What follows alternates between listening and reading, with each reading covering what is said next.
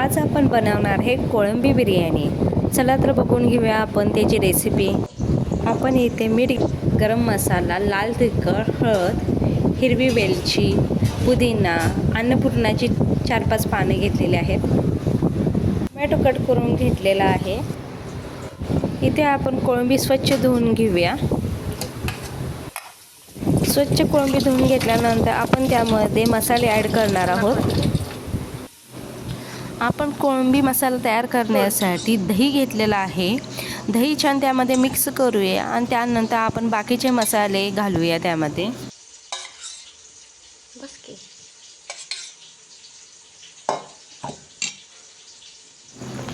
आता आपण बाकीचे मसाले घालूया, ज्यामध्ये आपण हळद घेतलेला आहे, गरम मसाला घेतलेला आहे, मीठ आणि हिरवी वेलची घेतलेली आहे वासासाठी। चटणी पण घेतलेली आहे। तुम्हाला तुमच्या चवीनुसार तुम्ही चटणी घ्यायची आहे।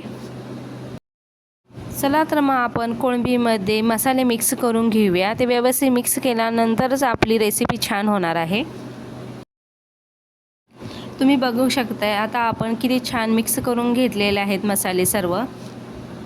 असंच आपण 2 मिनिटं मिक्स करून घ्यायचं आहे। त्यानंतर आपण पुदिना घालायचा आहे।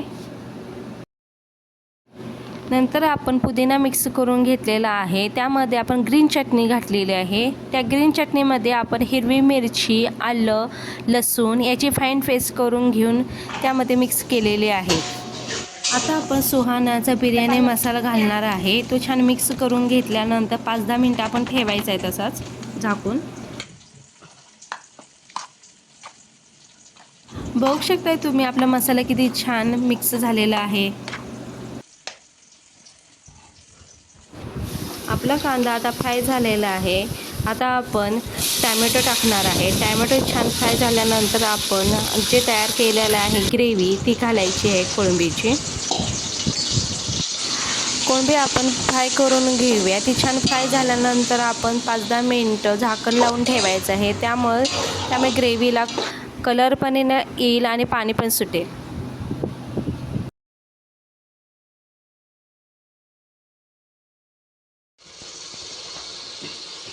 बघू शकताय तुम्ही आपली कोळंबी छान फ्राय झालेली आहे। आपण आता त्याच्यावर झाकण लावून ठेवूया। 5-10 मिनिटं ठेवायचं आहे। त्यानंतर काढलेले आहे आपण झाकण।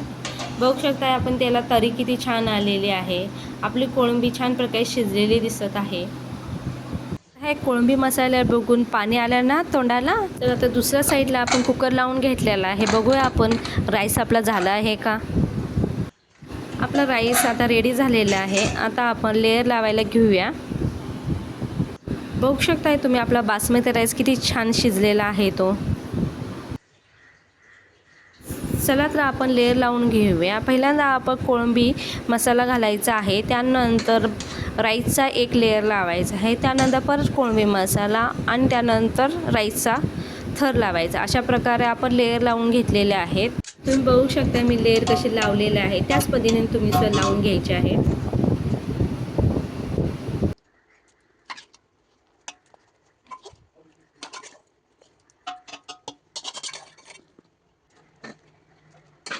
अशा प्रकारे आपण लेयर लावून झाल्यानंतर आपण त्यामध्ये फूड कलर घालणार आहोत। फूड कलर आम्ही 2 प्रकारचे घेतलेले आहेत।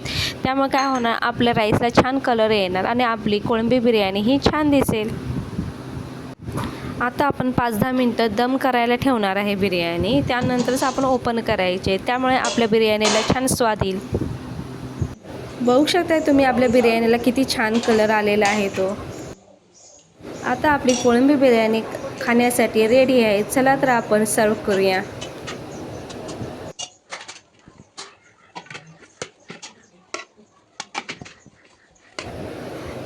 तुम्हाला आपली कोळंबी बिर्याणी कशी वाटली ते कमेंट बॉक्समध्ये सांगा आणि आपल्या व्हिडिओला लाईक शेअर करा। थँक्यू।